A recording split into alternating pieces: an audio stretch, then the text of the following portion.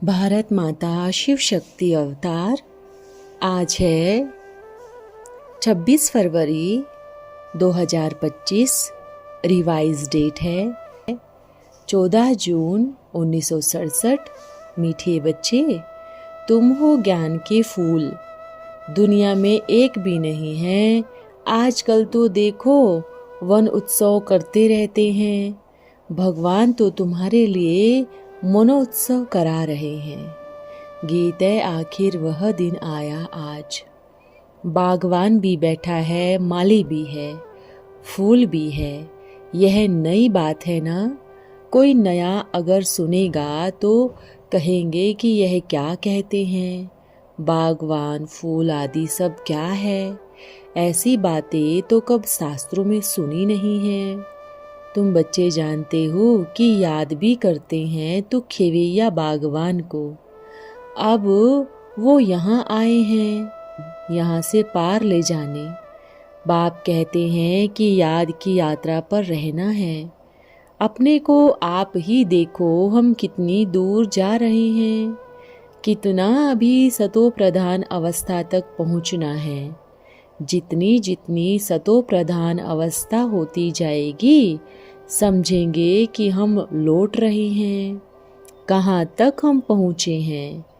सारा मदार याद की यात्रा पर है। खुशी भी चढ़ी रहेगी। जितनी जितनी जो मेहनत करते हैं उतनी ही उनमें खुशी आएगी। जैसे स्कूल में परीक्षा के दिन होते हैं तो सब स्टूडेंट समझ जाते हैं कि हम कहाँ तक आगे बढ़े हैं। यहाँ भी ऐसे हैं।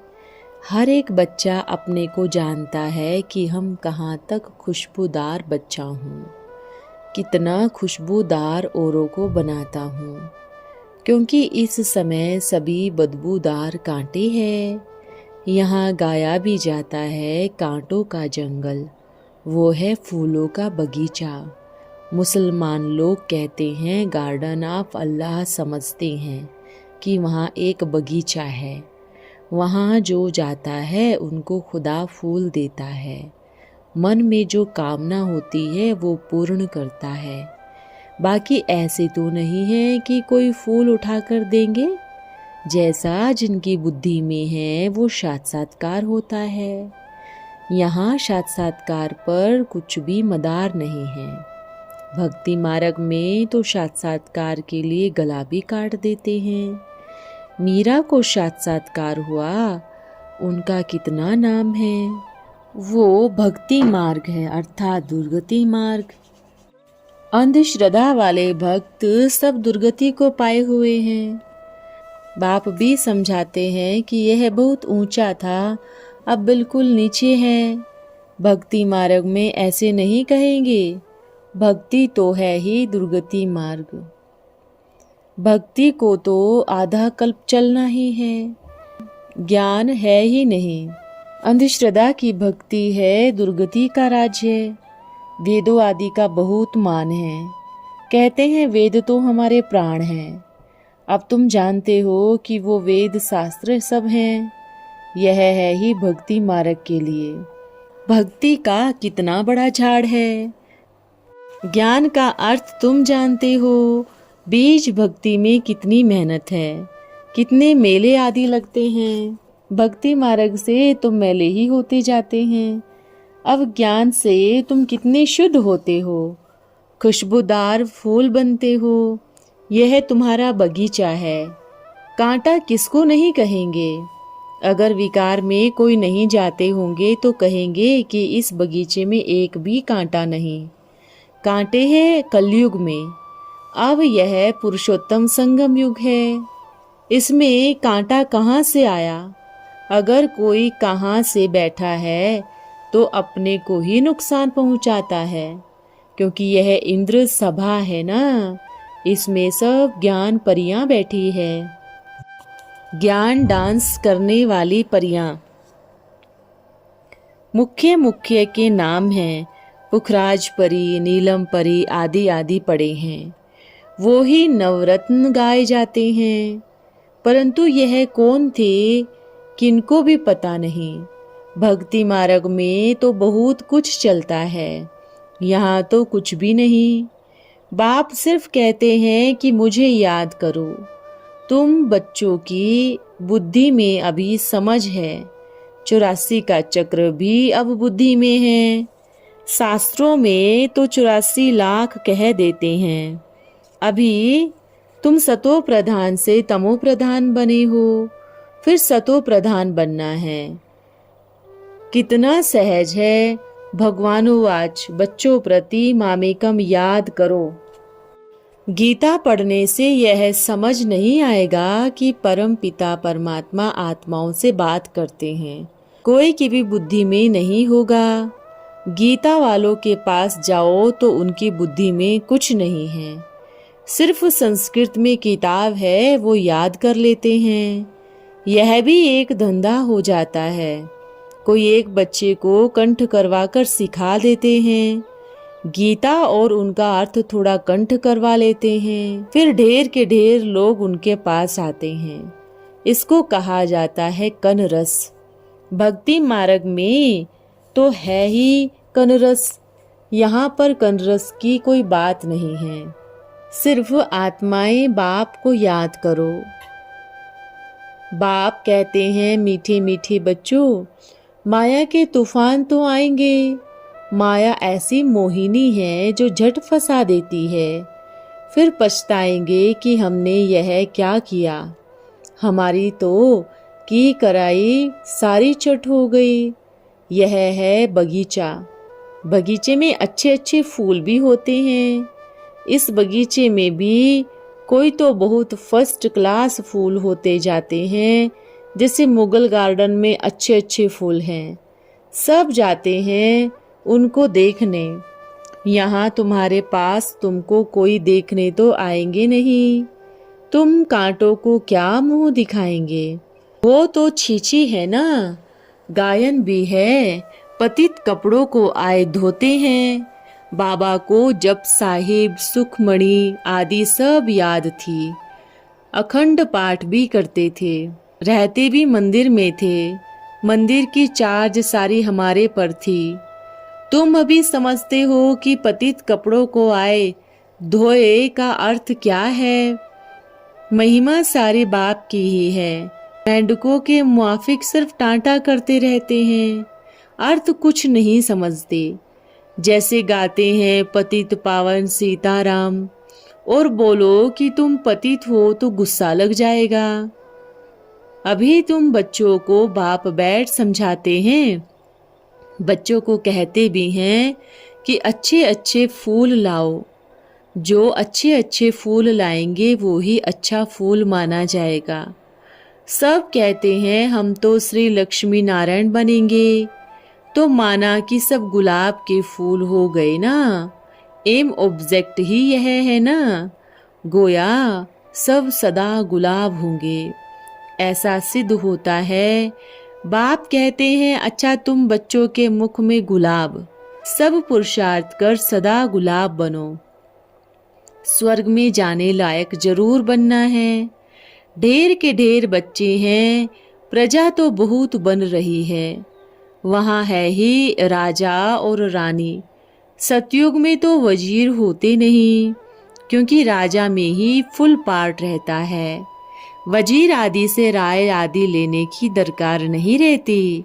नहीं तो राय लेने वाला बड़ा हो जावे। वजीर रखते ही हैं राय लेने के लिए।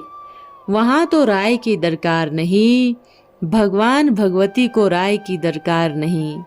वजीर आदि तब होते हैं जब पतित होते हैं। भारत की ही बात है। और कोई खंड नहीं जहाँ राजाओं को राजा माथा टेकते हैं। यहाँ ही दिखाया जाता है। ज्ञान मार्ग में पूज्य, अज्ञान अथवा भक्ति में पुजारी। वो डबल सिरताज, वो सिंगल ताज। बाप कहते हैं कि भारत जैसा पवित्र खंड कोई है नहीं। सब कहते हैं कि पैराडाइज बहिश्त था। तुम इसके लिए ही पढ़ते हो। अभी तुमको फूल बनना है। बागवान आया है, माली भी है। माली भी नंबरवार होते हैं। गवर्नमेंट हाउस के माली की जरूर जास्ती तनख्वाह होगी। यहाँ भी नंबरवार है। कोई अच्छे अच्छे माली है। बच्चे भी समझते हैं कि यह बगीचा है, कांटे नहीं। कांटे दुख देते हैं। बाप तो किनको कब दुख नहीं देते। वो है ही दुख हरता सुख करता। कितना मीठा बाबा है। तुम बच्चों को बाप पर लव है। बाप भी बच्चों को लव करते हैं ना। यह पढ़ाई है। बाप कहते हैं मैं प्रैक्टिकल में तुमको समझाता हूँ। यह भी पढ़ते हैं। पढ़कर औरों को भी पढ़ाओ तो कांटों से फूल बनो। और भी बने हैं। भारत ही महादानी गाया हुआ है। अभी तुम कितने महादानी बनते हो। अविनाशी ज्ञान रत्नों का तुम दान करते हो। बाबा ने समझाया है कि आत्मा ही रूप बसंत है। बाप भी रूप बसंत है। इनमें सारा ज्ञान है। ज्ञान का सागर है परम पिता परम आत्मा। वो अथॉरिटी है ना। मनुष्य तो कुछ भी नहीं जानते। ज्ञान का सागर एक बाप ही गाया जाता है। इसलिए ही गाया जाता है कि सारे समुद्र की शाही बनाओ, जंगल की कलम बनाओ तो भी कम होने वाली नहीं है। और फिर 1 सेकंड में जीवन मुक्ति का भी गायन है। वहाँ कोई भी पंडित आदि के पास जाएंगे तो समझेंगे कि यह पंडित बहुत पढ़ा हुआ है, अथॉरिटी है। इनको सब वेद शास्त्र कंठ किया हुआ है। फिर संस्कार ले जाते हैं तो छोटेपन में ही फिर वो ही अध्ययन करते हैं। तुम संस्कार नहीं ले जाते हो, तुम पढ़ाई की रिजल्ट ले जाते हो। तुम्हारी पढ़ाई पूरी होगी, फिर रिजल्ट निकलेगी, फिर वो ही पद पा लेंगे। ज्ञान थोड़े ही ले जाएंगे जो कि किसी को सुनावे। वो संस्कार ले जाते हैं तो छोटेपन में ही विद्वान आदि बन जाते हैं। यहाँ तो तुम्हारी पढ़ाई है जिनकी प्रारब्ध नई दुनिया में मिलनी है। तुम बच्चों को बाप ने समझाया है कि माया भी कोई कम शक्तिवान नहीं है। माया की शक्ति है दुर्गति में ले जाने की, परंतु उसकी महिमा थोड़ी ही करेंगे कि वो सर्वशक्तिवान है। वो तो देखो ना दुख देने में शक्तिवान है ना। बाप सुख देने में सर्वशक्तिवान है। इसलिए ही उनका गायन है। यह भी ड्रामा बना हुआ है। तुम सुख उठाते हो, दुख भी जरूर उठाना ही है। हार और जीत किनकी है उसका भी पता होना चाहिए। बाप भी भारत में आते हैं। शिव की जयंती भी भारत में ही मनाई जाती है। यह किसी को भी पता नहीं है कि शिव बाबा कब आया, क्या आकर किया था। नामो निशान ही गुम कर दिया है। कृष्ण बच्चे का नाम दे दिया है। बाप वास्तव में बिलवेड़ बाप की महिमा अलग है, कृष्ण की महिमा अलग है। वो निराकार है, वो साकार है। कृष्ण की महिमा है सर्वगुण संपन्न। शिव बाबा की यह महिमा नहीं करेंगे। जिसमें गुण है वो तो फिर अवगुणी भी होगा। इसलिए बाप की महिमा बिल्कुल ही अलग है। कृष्ण है साकार, उनको निराकार थोड़ी ही कहेंगे। यूं तो बच्चे समझते हैं कि हम आत्माएं भी निराकार हैं। अकाल मूर्त, बाप को अकाल मूर्त कहते हैं ना। हम भी अकाल मूर्त है। आत्मा को काल खा नहीं सकता। अकाल मूर्त आत्मा का यह तख्त है। हमारा बाप भी अकाल मूर्त है। काल शरीर को ही खाता है, आत्मा को नहीं खा सकता। यहाँ अकाल मूर्त को बुलाते हैं, वहाँ नहीं बुलाएंगे, क्योंकि वहाँ पर तो सुख ही सुख है। इसलिए ही गाते हैं, दुख में सिमरन सब करे, सुख में करे ना कोई। अब तुम बच्चे जानते हो कि रावण राज्य में कितना दुख है। बाप तो स्वर्ग का मालिक बनाते हैं, फिर वहां आधा कल्प कोई पुकारेंगे ही नहीं।